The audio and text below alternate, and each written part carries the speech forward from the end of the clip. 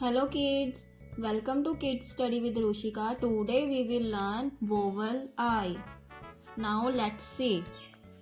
This is a capital I and this is a small I. Listen carefully kids. I for ink pot.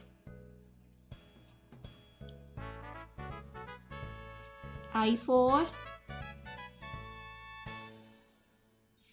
insect. Now let us read some I sound words like B-I-G, big, D-I-G, dig,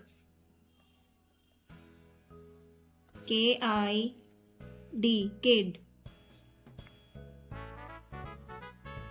M-I-D, mid, K-I-T, kit, P-I-N, pen,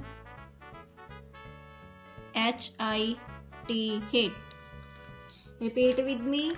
Big, dig, kid, mid, kit, pen, hit. All are vowels of I sound. Great job kids. Today we will learn vowel I. Keep practicing at home. Thank you.